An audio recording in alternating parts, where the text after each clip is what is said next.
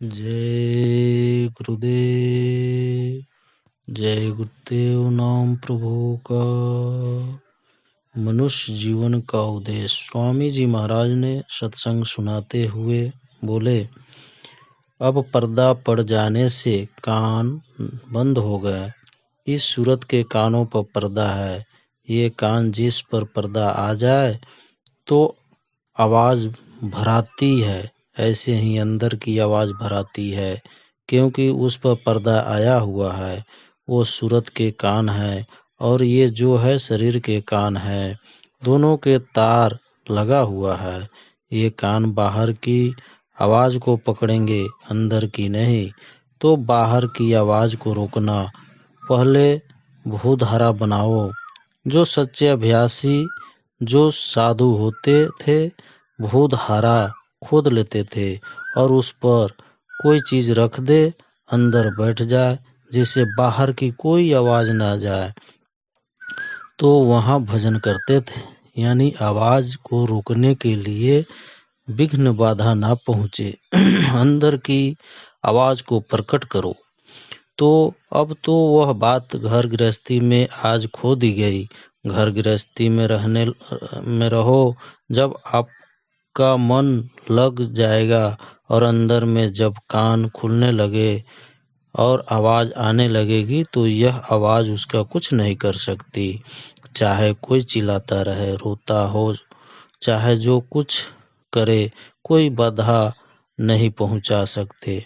लेकिन शुरू में बाधा जरूर पहुंचती है कि मन उधर चला जाएगा। जब बाहर की आवाजें आती है तो वहां से हट जाएगा, किंतु अंदर की आवाज जब प्रकट हो गई तब यह आवाजें कुछ नहीं करेगी।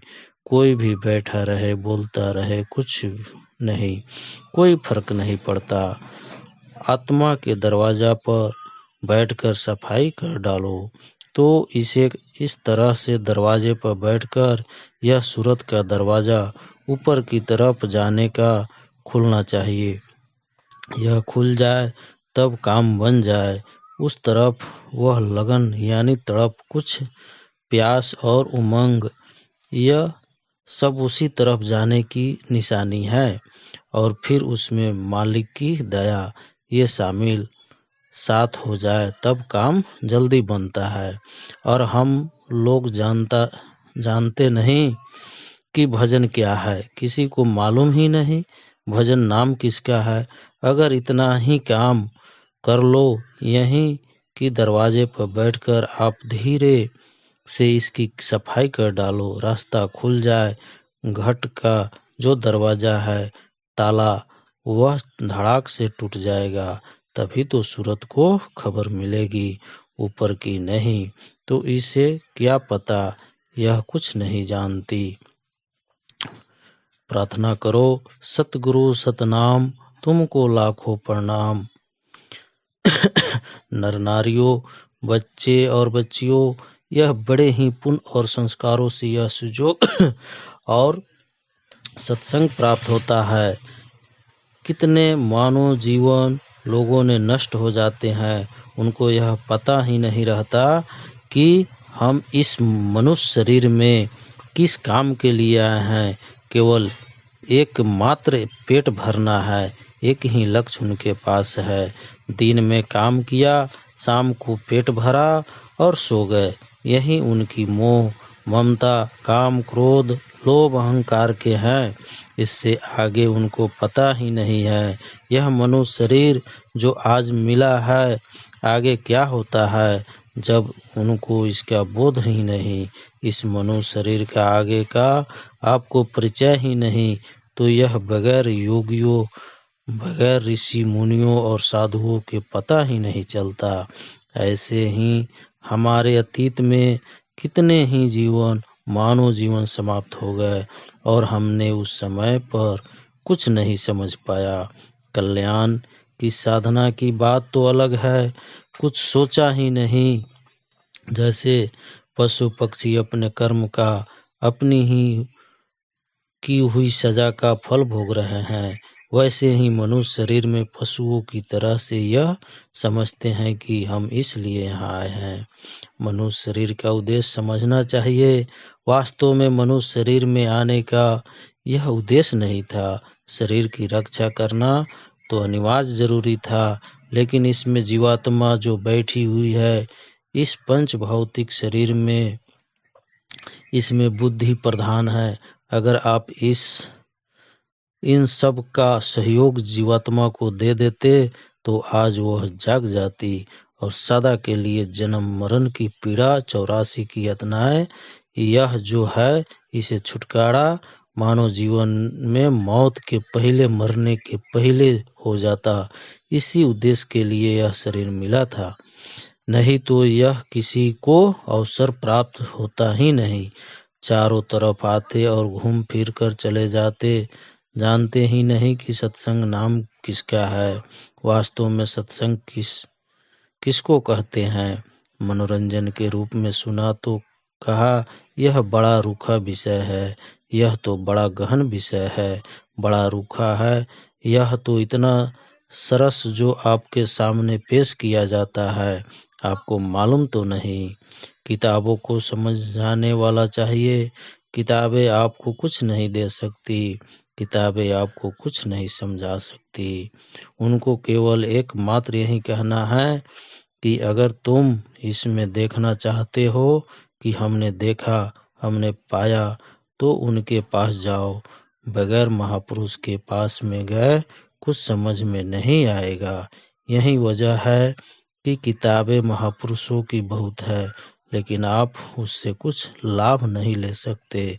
जब महात्माओं के पास जाओगे और जब वह आपको कुछ बताएंगे, फिर आप साधन करोगे, भजन करोगे, और जब वह सुनाएंगे तो यह किताबें तब समझ में आपकी आएगी, ऐसे कुछ नहीं आएगी।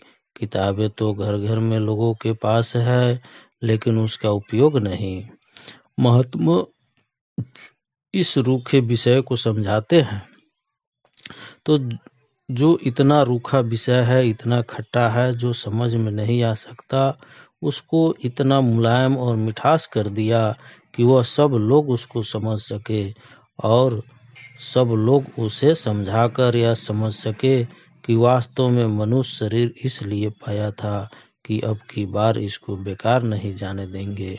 यह संसार मन का खेल है। सही बात तो यही थी कि भवसागर रूपी नदी से यह सारा जो देख रहे हो यह मन का खेल है।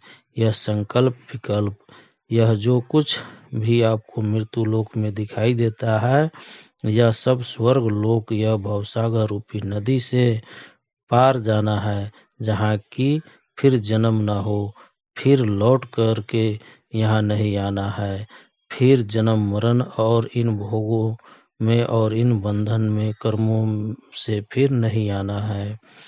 20 नए लोगों को सामने ला दो तो यह तो बताया गया है सब में कि इससे पार करो, पर कैसे? पता कैसे चलेगा? पार कैसे होंगे? कोई युक्ति बताने वाला तो है ही नहीं। तो इस तरह से जीवन कितने चले गए, तो यह तो आपको बड़े भाग से मिला है।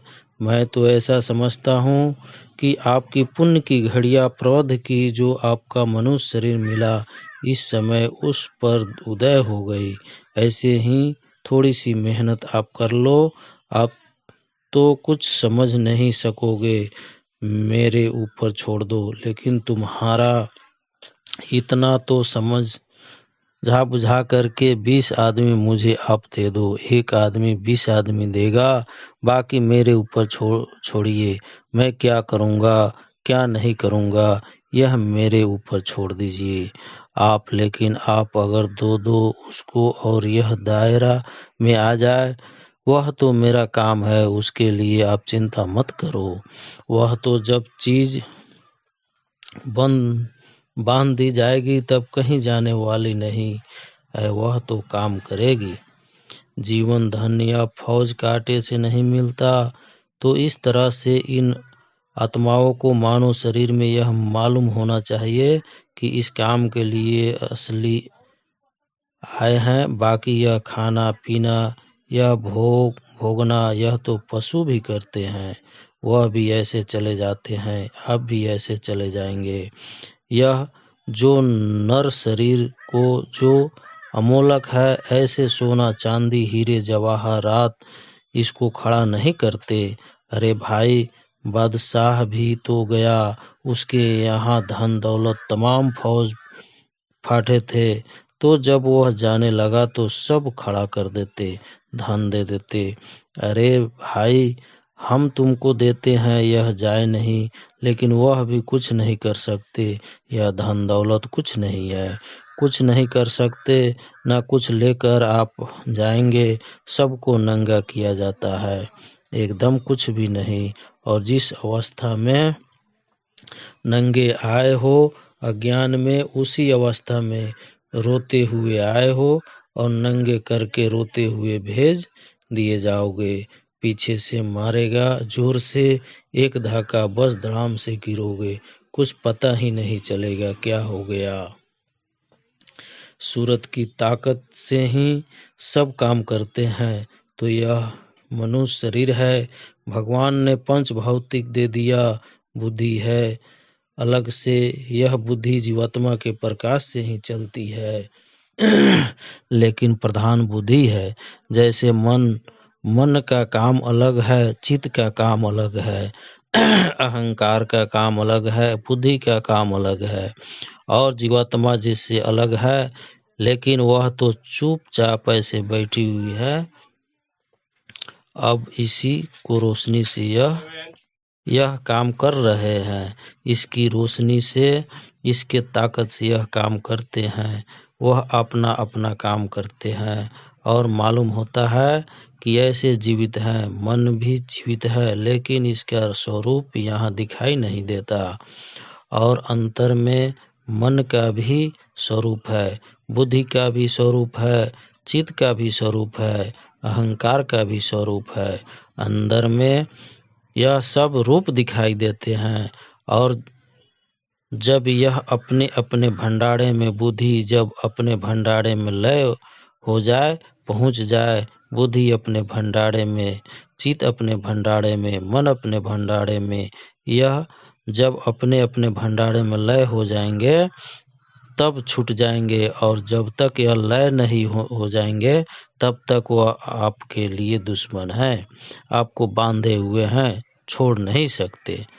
मन चित्त बुद्धि आदि के अपने लोक हैं, तो इनका स्थान अलग अलग है। वहाँ यह लय होते चले जाते हैं, सूरत शब्द के साथ मिल करके जहाँ तक यह है वहाँ तक यह साथ ले जाती है, बाकी अपने भंडार में वहाँ छोड़ती चली जाती है और फिर छूटते छूटते अकेली हो जाती है। ऐसे उधर से जब आई हो, जब नीचे आई तो उनको साथ लिया।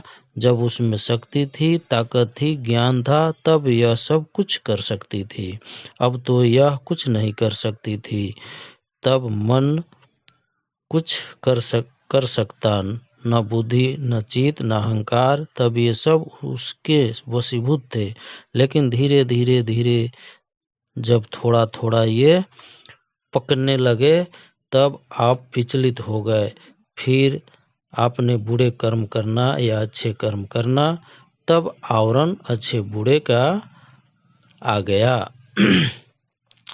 आत्मा मन से कहती है, तो धीरे धीरे उसकी शक्ति छीन हो गई। अब उसका यह हो गया कि वह इससे बच नहीं सकता। तो कल सुबह के सत्संग में वह प्रार्थना करती थी कि हे मन, मैं जुग जुग से और जन्म जन्म से तुम्हारी दासी रही। जो तुमने कहा वह हमने सब कुछ किया।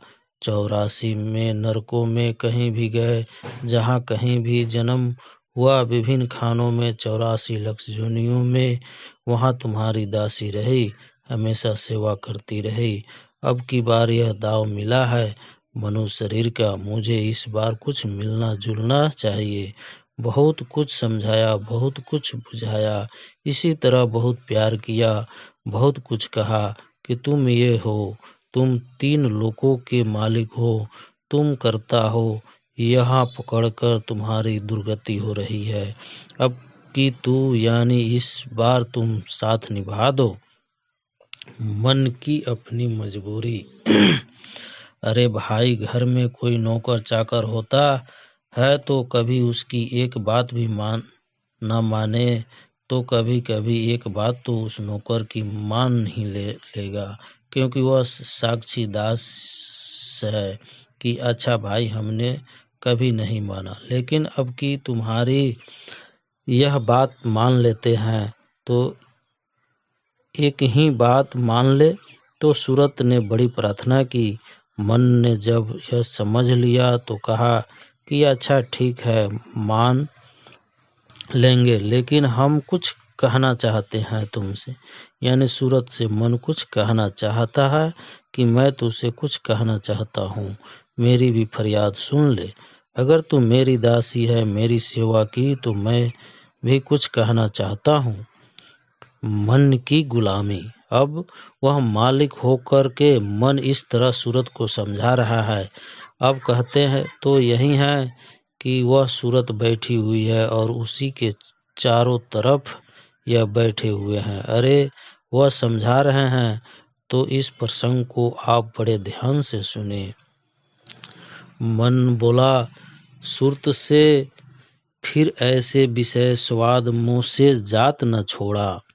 अब मन से सूरत से कहा, सूरत कहते हैं जीवात्मा को, संतों के यहाँ उसे सूरत ही कहते हैं। तो सूरत से मन ने कहा कि देख, यह जो विषय स्वाद है यह मुझसे नहीं छोड़े जाते हैं, मैं छोड़ नहीं पाऊंगा। तू कहती है सही कि तुम हमारी एक बात मान लो, इसके लिए मैं तैयार हूँ, लेकिन सूरत क्या करूँ, इस मुझसे यह विषय स्वाद जो भी क्षणिक है वे छोड़े नहीं जाते हैं। कैसी करूँ बचन कस मानूं, मैं इंद्रिय बस हुआ न थोड़ा। और मन कहता है कि हे सूरत, मैं क्या करूं और कैसे तेरे वचनों को मानूं। मैं इंद्रियों के मामूली वशीभूत नहीं हुआ, मैं उसमें एकदम से रत हो गया, डूब गया। इंद्रियों को भोगों में फिर क्या करे, कोई शक्ति नहीं है जो उसे वहां से निकाल दे। मैं खुद ही गुलाम हो गया हूँ। अब मन तो इंद्रियों का गुलाम है, वह दास है, वह भोगों से लिप्त हो गया, तो अपनी सब कमजोरी सूरत से कह रहा है कि मैं करूँ कैसे।